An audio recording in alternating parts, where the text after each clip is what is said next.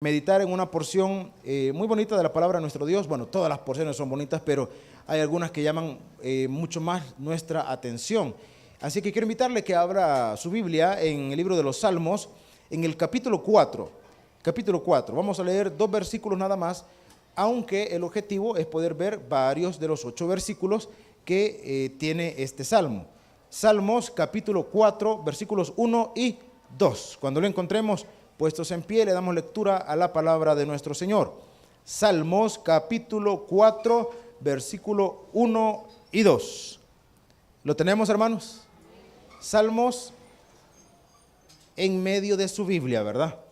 En medio de su Biblia. Salmos capítulo 4, versículos 1 y 2. Dice la palabra de nuestro Señor. Lo leemos juntos. Respóndeme cuando clamo, oh Dios, de mi justicia. Cuando estaba en angustia, tú me hiciste ensanchar. Ten misericordia de mí y oye mi oración. Hijos de los hombres, ¿hasta cuándo volveréis mi honra en infamia? ¿Amaréis la vanidad y buscaréis la mentira? Hasta ahí, y que el Señor añada bendición a su palabra. Podemos tomar nuestros asientos, mis estimados hermanos. El pasaje que hemos leído es una oración. Siempre hemos planteado lo siguiente, tenemos rato de no decirlo, pero algunos lo recordarán. Cuando hablamos de la alabanza, ¿por qué le hablo de la alabanza? Porque todos los salmos, ¿cuántos salmos son, hermano? ¿Alguien recuerda cuántos son? 150. Todos los salmos son alabanzas, son cánticos. Al libro de los salmos también se le llama el himnario de los hebreos. Pero en estas alabanzas hay mucho contenido histórico, hay mucho contenido, digamos, de devoción, porque son alabanzas, pero son oraciones. Y por eso es que hace un tiempo declarábamos que el que canta alabanzas ora 2 veces. El que canta alabanzas ora 2 veces. ¿Por qué razón? Porque al menos este salmo que estamos leyendo, hermanos, es una alabanza y es una oración que David le hacía a Dios o levantaba a Dios y le declaraba lo siguiente. En primer lugar decía: respóndeme cuando clamo, oh Dios, de mi justicia. Cuando estaba en angustia, tú me hiciste ensanchar. O sea, David no le está reclamando, no le está diciendo: Señor, escúchame ya después de tanto tiempo de estar orando y no tengo respuesta. No, es todo lo contrario. Está diciendo: Señor, tú me escuchas en todo tiempo. Tanto así que lo que a él le llenaba de fortaleza es que ya había tenido anteriormente respuestas de parte de Dios. ¿Cómo es que muchas veces, el creyente puede fortalecer su fe? Recordando todo lo que Dios ya ha hecho con su vida antes. Y si Dios lo hizo antes, Dios lo puede volver a hacer. Dios lo puede volver a hacer. Señor, nunca me has defraudado, nunca me has decepcionado y estoy convencido, Señor, que en esta oportunidad, pues no será así tampoco. No será así. Nunca me has fallado y hoy no va a ser la primera vez. Es más, delante de Dios nunca hay una primera vez, hermano. Nunca, nunca. Delante de Dios siempre, hermanos, tendremos la garantía de que Él sabe lo que hace. Él sabe lo que hace, definitivamente. Que nosotros, como muchas veces hemos dicho, no logramos entender cómo Dios está obrando, cómo Dios está moviendo las piezas. Pues si tuviéramos la capacidad de entenderlo, yo siempre he dicho, no nos preocuparíamos, no nos angustiaríamos, no lloraríamos, si supiéramos qué es lo que Dios está haciendo. Mire, ¿por qué perdí el trabajo? ¿Por qué me enfermé? ¿Por qué esto? ¿Por qué esto otro? Si nosotros supiéramos en el momento qué es lo que va a hacer Dios, cómo lo va a hacer Dios, no nos angustiaríamos. No perfectamente dijéramos: no, si Dios me ha quitado el trabajo y me va a dejar sin trabajo 3 semanas, 1 mes, pero en ese mes Dios me va a suplir a través de esto otro y lo vamos a pasar bien y después Dios me va a abrir una puerta allá y después vamos a estar mejor que antes. Bonito fuera poder tener esa capacidad, sin embargo no es así. Ahora, ¿por qué Dios no quiso que fuera así? Porque eso es lo que nos hace a nosotros confiar. lo que nos hace a nosotros esperar, hermano, con fe lo que Dios va a hacer. Entonces, el rey David le dice, cuando estaba en angustia, y repito, recordando lo que Dios había hecho con él antes, tú me hiciste ensanchar, o sea, me pusiste en una condición diferente. Por lo tanto, le dice, ten misericordia de mí, oye mi oración. No es que le esté dando lugar a la duda, le está diciendo, Señor, yo sé que escuchas mi oración. La condición de algunas personas, de algunos creyentes, es que creen que Dios no escucha su clamor. ¿Y por qué a veces creen que Dios no escucha su clamor? Porque no tienen una respuesta inmediata de lo que están clamando o por lo que están pidiendo. Nosotros quisiéramos orar esta noche y que mañana Dios tuviese ya la respuesta a nuestras peticiones. Muchas veces no sucede así. Muchas veces las oraciones y por supuesto cada caso es distinto, pero muchas veces las oraciones, mis estimados hermanos, pueden tener una respuesta inmediata, una respuesta a mediano plazo, una respuesta a largo plazo. Hay personas que han orado 10 años por la misma petición o por la misma necesidad. 10 años, 12 años orando. Y alguien podría decir, que yo tengo que orar 12 años. Pues yo no sé si su oración vale la pena orar todo ese tiempo. Pero hay personas que lo han hecho y después de 10, después de 11, después de 12 años, han visto la respuesta de la mano de Dios. Han visto la respuesta. Y en muchos casos, esos que han dedicado mucho tiempo casi siempre se relaciona con los que oran por un pariente. Hay un predicador, conferencista, escritor, se llama James Dobson. Este señor, ya una persona de edad, él cuenta que su abuelo no era cristiano. La abuela era la cristiana. Y la abuela pasó orando toda la vida para que su esposo se convirtiera a Cristo. Pasó orando todo el tiempo y nunca el hombre parecía que abría su corazón a Jesús. Nunca parecía que había pues alguna evidencia de que Dios estaba tocando su corazón. Conforme a los años ya ancianos ellos, el Señor cayó enfermo. Ella seguía orando por la conversión de su esposo. Él cayó enfermo. Un día se sentía pues básicamente desahuciado el hombre. Y cuando se sentía en esa condición, le habló a su esposa, a la señora, le habló y le dijo, quiero recibir a Cristo. Y unos días antes de que él muriera, entregó su vida a Jesús. Hermano, toda una vida orando. Y la pregunta sería la siguiente: ¿valió la pena orar toda la vida? Por supuesto que valió la pena, porque la respuesta estuvo allí. Ahora, yo no estoy diciendo que esa va a ser la condición de todo el mundo. No es la condición de todos. No todos vamos a tener que orar con la misma intensidad. Porque hay quienes que de manera, no sé si decirle sorprendente, de manera maravillosa, oran y al instante, hermano, las cosas se manifiestan. Ahora, ¿por qué sucede eso? Porque en todo hay un propósito de parte de Dios. En todo. Y en esos propósitos de parte de Dios es como Él se manifiesta en cada uno de nosotros. Entonces, el rey David le dice lo siguiente. Ahora, avancemos. Dice versículo 3. Sabed pues que Jehová ha escogido al piadoso para sí. Jehová oirá cuando yo a él, ¿qué dice? Clamaré. ¿Tiene usted duda acerca de que sus oraciones llegan a la presencia de Dios? ¿Tiene usted duda de eso?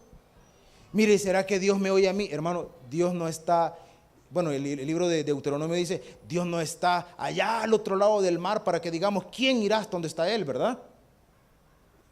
Hermano, Él está, dice el libro de Deuteronomio, tan cerca de tu boca y de tu corazón. Por lo tanto, ni siquiera le quede la más mínima duda de que cada vez que usted dirige una palabra a Él, hermano, nuestro Dios está escuchando su oración.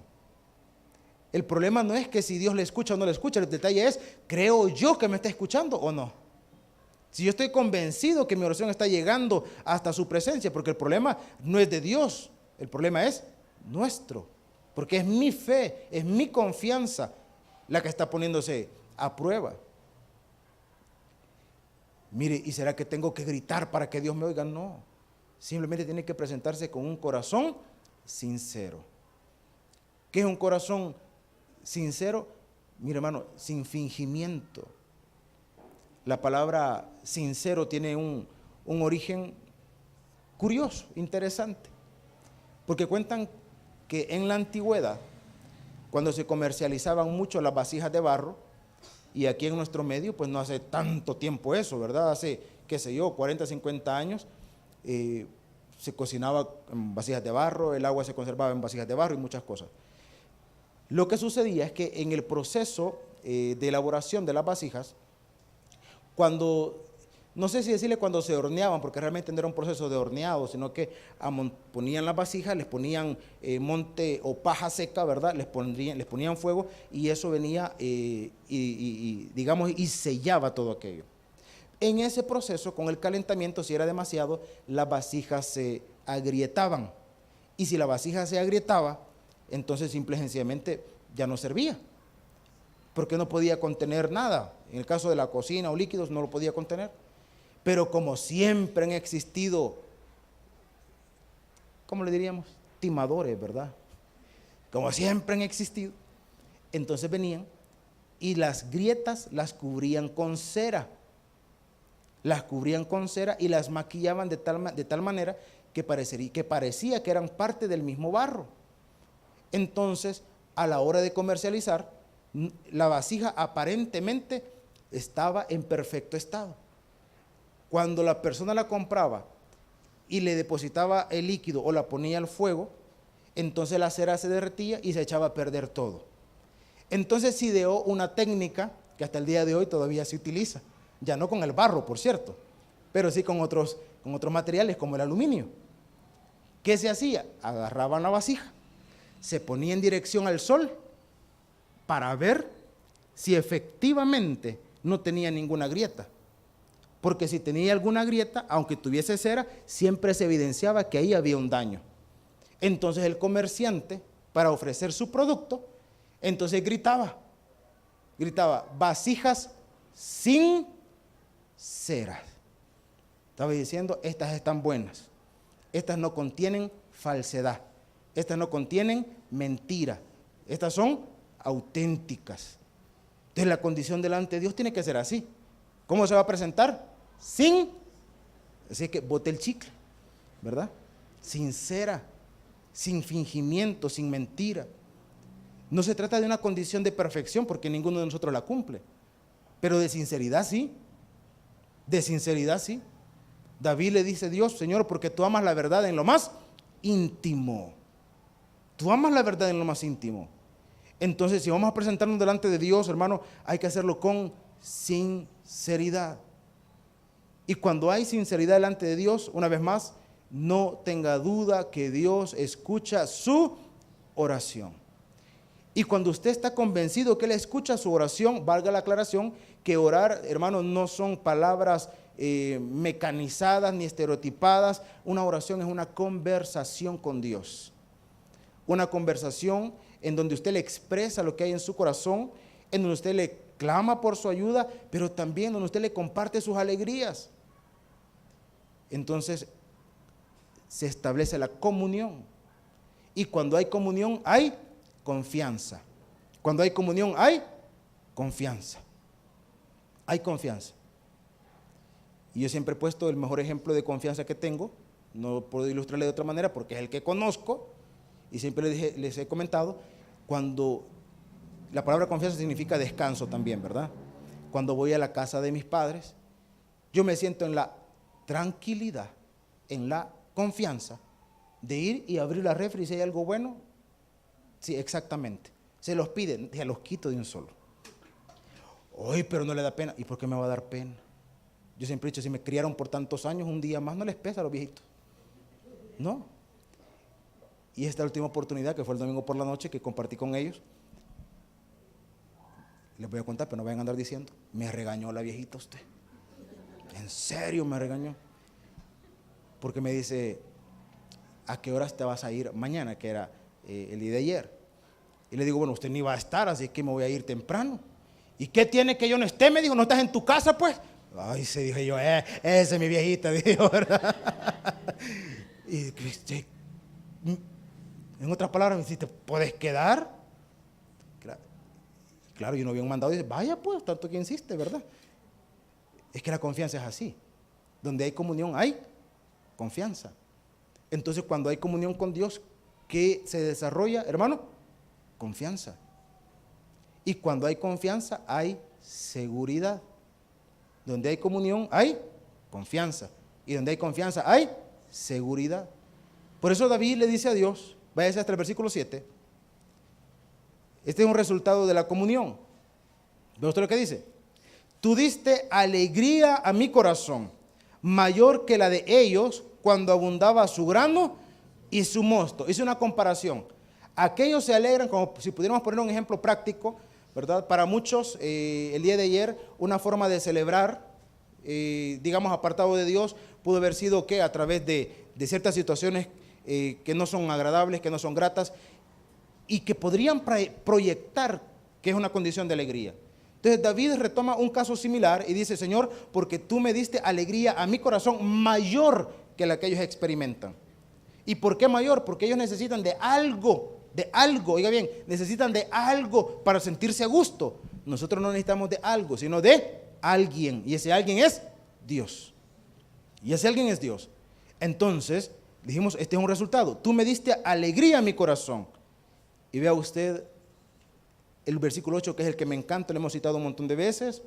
Le decía, donde hay comunión hay confianza, y donde hay confianza hay seguridad. Dice el versículo 8, en paz me acostaré, y asimismo, ¿qué dice? Dormiré, porque solo tú, Jehová, me haces vivir, ¿cómo? Confiado. Me hace vivir confiado. Yo no sé si alguien acá, yo le puedo contar mi experiencia, cuando no era creyente, entre los días más difíciles era el 1 de enero, fíjese. Era el 1 de enero. Primero porque decía 1 de enero, y si nadie me invita a vagar, voy a estar aquí encerrado, desvelado, irritado, acabado. Y cuando comenzaba a ponerse así la tarde, ya casi la noche, era más desesperante. Porque decía, no, pero que los 1 de enero son feos. Son feos. Feos. Cuando el corazón no tiene paz con Dios, hermano, no importa si es 1 de enero o 30 de diciembre, siempre van a ser feos. Porque no hay nada que satisfaga el corazón del individuo lejos de Dios. Pero cuando aprendemos a conocer a Dios, no importan los días, la podemos pasar bien, sea 1, sea 30, sea 15, no importa, porque no son las fechas, es lo que hay en el corazón. Y por eso es que el rey David expresó y dijo, en paz me acostaré, repito, es lo que obtenemos al tener comunión con Dios, asimismo dormiré. Hablamos de confianza, porque solo tú, Jehová, me haces vivir, ¿cómo? Confiado, a gusto, a gusto. Tengo preocupaciones, pues podríamos decir, pues sí, tenemos preocupaciones, pero no permito que la preocupación llegue a la condición de angustia, de desesperación o de ansiedad. ¿Por qué razón? Porque todas las cosas las pongo en las manos de Dios. Él es mi confianza, Él es mi descanso, Él es mi paz. Por lo tanto, mire, váyase a la cama confiado, a gusto, tranquilo, siempre y cuando haya puesto todas las cosas en las manos de quien sabe. ¿Y quién es el que sabe, hermanos? Dios. Mira, lo pongo en las manos de Dios. No se preocupe, descanse, tenga confianza, tenga confianza. En la primera carta de Pedro, si no me equivoco, el apóstol expresa y dice, echando toda mi ansiedad sobre Él, porque Él tiene cuidado de mí. Por lo tanto, mis estimados hermanos, estamos iniciando este periodo, estoy convencido que de la mejor manera, porque está en el mejor lugar. en la presencia de Dios. Por lo tanto, descanse, tenga paz y todo lo que quiere alcanzar y todo lo que quiere lograr y todo aquello que en algún momento le puede generar alguna preocupación, póngalo en las manos de quien sabe y es en las manos de nuestro Dios. Tenemos un aplauso en esta noche. Vamos a orar. Padre, buen Señor, gracias por este tiempo. Te suplicamos que sea siempre tu Espíritu Santo edificándonos y fortaleciéndonos. Te lo pedimos, bendito Dios, en el nombre de Jesús. Amén y amén.